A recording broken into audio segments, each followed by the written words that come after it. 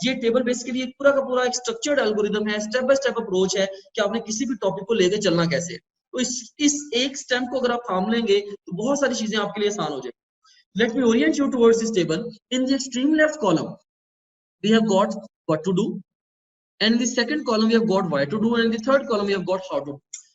क्या करना है, क्यों करना है और कैसे करना है, इसको मैं एक्सप्लेन करने लगा। सबसे पहला काम आपने क्या करना है, you have to read the textbook. क्यों? क्योंकि ये न्यूक्लियस ऑफ प्रिपरेशन है।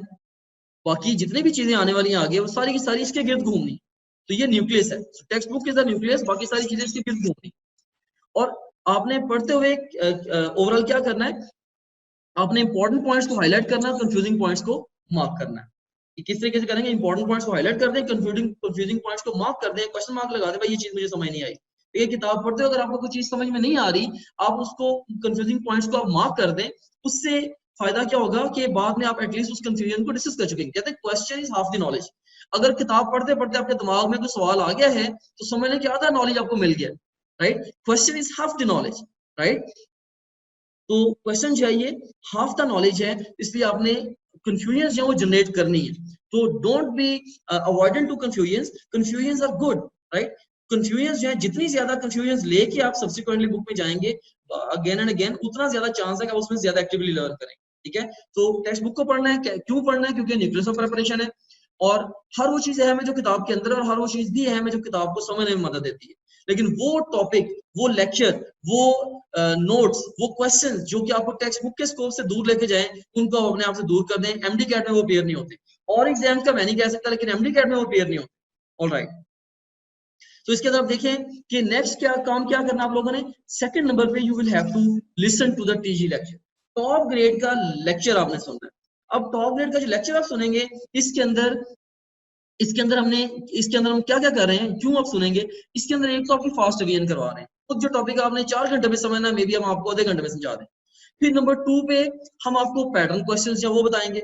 नंबर 2 पे पैटर्न क्वेश्चंस जो हैं वो आपको बताते हैं टीचर टॉप ग्रेड के लेक्चर्स के अंदर कि भाई यहाँ पे इस तरीके से सवाल पूछे गए हैं या पूछे जा सकते हैं, राइट। इवन मुझे पता है, मैंने बायोलॉजी टीच किया, तो कई मेरे यूनिट्स ऐसे भी हैं बायोलॉजिटिक्स वगैरह, जिनमें मैंने एक एक टॉपिक के अंदर कई मतलब कि 100 तक सवाल पूछे हुए हैं, राइट। सो फास्ट रिवीजन, उसके बाद पैटर्न क्वेश्चंस।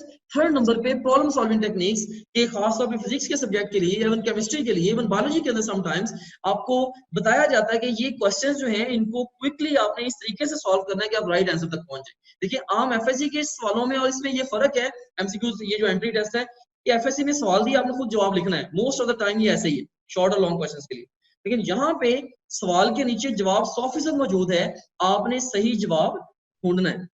तो आप किस तरीके से कम टाइम में आप सही जवाब तक पहुंच जाएं, इसके लिए डिफरेंट टिप्स होती हैं। तो अगर आपने कई दफा लाइक एक क्वेश्चन है जो कन्वेंशनल वे में आप सॉल्व करें, मे बी उसके ऊपर 3 मिनट लगे, लेकिन अगर आप शॉर्टकट यूज कर लें वहां पे, तो मे बी आप हार्डली 30 सेकंड में या 15 सेकंड में आंसर तक पहुंच जाए। तो टीचर जो है लेक्चर के अंदर प्रॉब्लम सॉल्विंग टेक्निक्स भी सिखाते हैं, आपने उनको भी सीखना है। और लेक्चर के दौरान आप क्या करेंगे, इंपॉर्टेंट पॉइंट्स को नोट कर लें, और कंफ्यूजन को भी अगर डिस्कस यहाँ पे इस सेंस में कर लें कि आप उनको नोट कर लें, लेक्चर के दौरान जो कंफ्यूजन आ रही हैं उनका नोट कर लें। बाद में जब डिस्कशन होगी व्हाट्सएप ग्रुप में, उसके अंदर आप वहां पे टीचर को स्क्रीनशॉट भेज सकते हैं, सर यहाँ पे आपने जो बताया था मुझे समझ नहीं आई, या ये बात आप ऑडियो मैसेज भेज सकते हैं, आप लिख के भेज सकते हैं, कागज पर लिख के भेज सकते हैं कि ये मुझे चीज समझा दें, एंड सो ऑन। उसके बाद फिर थर्ड नंबर पे आप क्या करेंगे, थर्ड नंबर पे आप लोग जो है वो स्लाइड्स को व्यू करेंगे। थर्ड नंबर पे आप लोग स्लाइड्स को व्यू करेंगे, यू सीन हियर, स्लाइड्स को व्यू करेंगे। स्लाइड्स फास्ट रिवीजन को एनेबल करती है। आपने जो टॉप ग्रेड का फास्ट रिवीजन नोट्स मॉड्यूल है वहां से जाकर स्लाइड्स को पढ़ लेना है। ये बहुत बड़ा काम अच्छा हो गया है कि पहले बच्चों को लेक्चर पूरे का पूरा नोट करना पड़ता था। अब हमने क्या किया है, हमने जिन स्लाइड्स पे लेक्चर दिया जा रहा है वही आपको पेश कर दिया जी उनकी स्लाइड शोज की शक्ल में।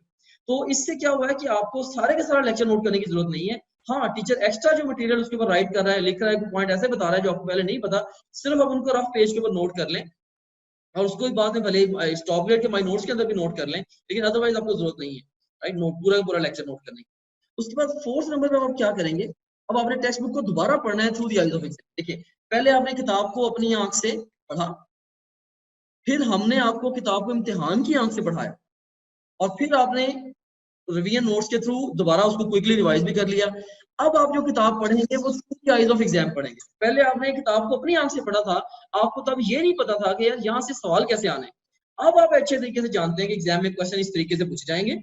तो अब आप दी आईज ऑफ एग्जाम पढ़ेंगे इसको, to the eyes of exam textbook को दोबारा पढ़ेंगे। और उसके बाद आप लोग क्या कर सकते हैं, टेक्स्ट बुक में एडिशन भी आप कर सकते हैं, और अगर जरूरत पड़ती है तो चीजों को जो याद करने वाली चीजें हैं, मेमोराइज करने वाला जो स्टफ है वो भी आप कर सकते हैं स्टेज पे। फिर 5वें नंबर पे आप पास क्वेश्चन को प्रैक्टिस करें। ये देखेंगे असल इम्तिहान में ये इसलिए करना है क्योंकि असल इम्तिहान को आप एंटिसिपेट कर पाए। इसके लिए आप टॉप ग्रेड के क्वेश्चन बैंक पे जाएंगे, पास क्वेश्चंस को आप देखेंगे, टेस्ट आप देंगे, उसके बाद फिर उसकी भी एक्सप्लेनेशन को व्यू कर लेंगे।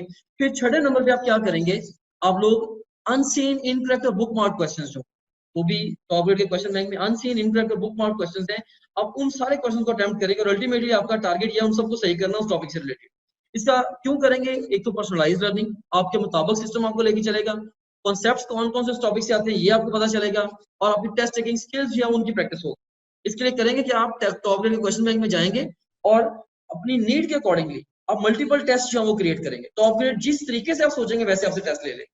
आपसे टॉप ग्रेड आप कहते हैं अनसीन क्वेश्चन का टेस्ट वो ले लेगा, आप कहते हैं टेस्ट देते हुए जो मैंने स्किप किए थे या उनका मुझे टेस्ट दे दें अनआंसर्ड क्वेश्चंस का, या जिनको मैंने निशानी लगाई थी बुक मार्क क्वेश्चन उनका टेस्ट दे दें, या पास का टेस्ट दे दें, या जो टेस्ट अटेम्प्ट करते हुए मेरे सवाल गलत हुए तो उनका टेस्ट जनरेट करके दे दें।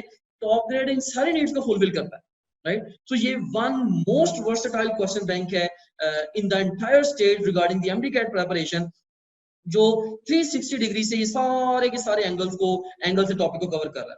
ठीक है, कहीं ना कहीं ऑफ कोर्स इतना बड़ा क्वेश्चन पूल है, कहीं ना कहीं क्वेश्चंस के अंदर कुछ ना कुछ स्टेम्स वीक हो सकते हैं। इवन यूएचएस के अंदर कई दफा ऐसे हुआ है कि 220 सवालों उन्होंने बनाए हैं, उसके अंदर उनकी 20 गलतियां निकल आई। तो ये एक नेचुरल प्रोसेस है, हम आप लोगों के इनपुट से, आप लोगों की जो फीडबैक आप लोग दे रहे होते हैं, हम कंटिन्यूअसली अपने कंटेंट को इंप्रूव कर रहे होते हैं। एक इशू एक बच्चा रिपोर्ट कर देता है, दोबारा किसी बच्चे के लिए इशू नहीं आता, हम उसको सुनर और लेटर उस इशू को रिजॉल्व जरूर करते हैं, राइट। सो बहरहाल फिर भी आप लोग ये एक ऐसा क्वेश्चन बैंक है जो better than any other question bank available at the moment, right. आप ट्रस्ट करके इस क्वेश्चन बैंक के थ्रू अपनी प्रैक्टिस जो है वो कर सकते हैं।